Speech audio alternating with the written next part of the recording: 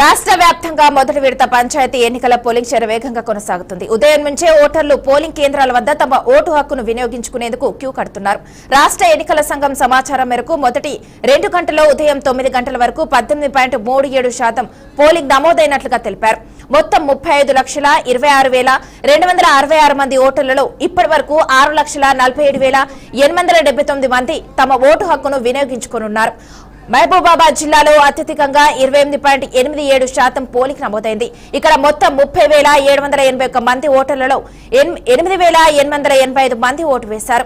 సూర్యాపేట జిల్లా 26.43%తో రెండో స్థానంలో ఉంది. ఇక సిద్దిపేట 24.06%, ఖమ్మం 23.77%, జోగులాంబ గద్వాల్ 22.26%లు ఆ తర్వాతి స్థానాల్లో ఉన్నాయి.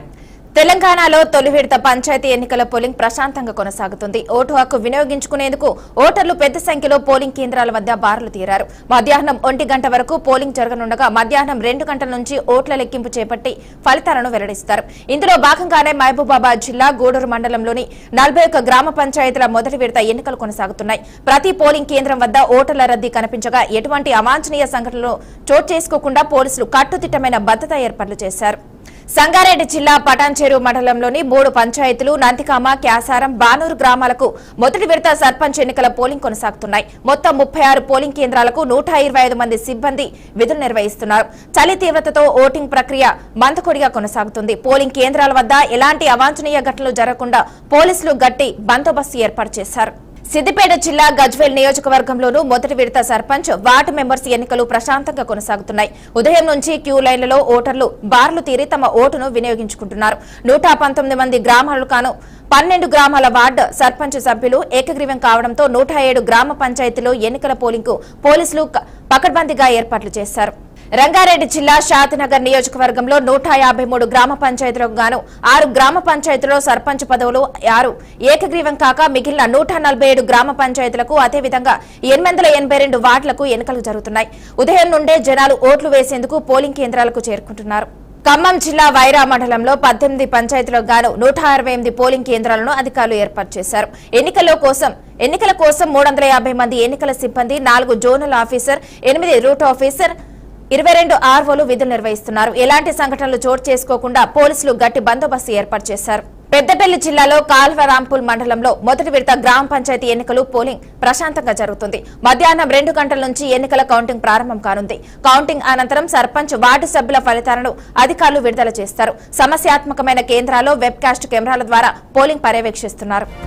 తొలి విడత గ్రామ పంచాయతీ ఎన్నికల్లో భాగంగా వనపర్తి జిల్లాలోని 5 మండలాల్లో పోలింగ్ ప్రక్రియ ప్రశాంతంగా కొనసాగుతుంది.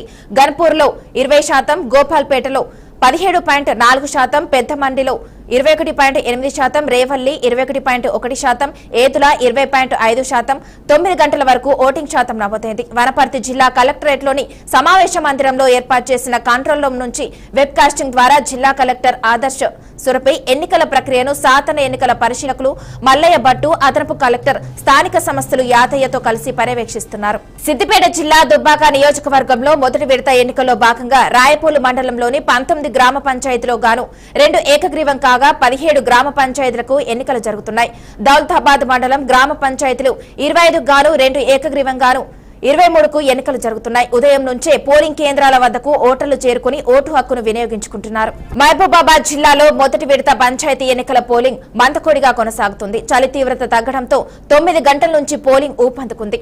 పోలింగ్ బూతుల ముందు ఓటర్లు బార్లు తీరారు. ప్రధాన పార్టీలు బలపరుస్తున్న అభ్యర్థులు, వారి మద్దతుదారులు 100 మీటర్ల దూరంలో ఓటర్లను తమకు ఓటు వేయాల్సిందిగా కాలు మొక్కుతున్నారు.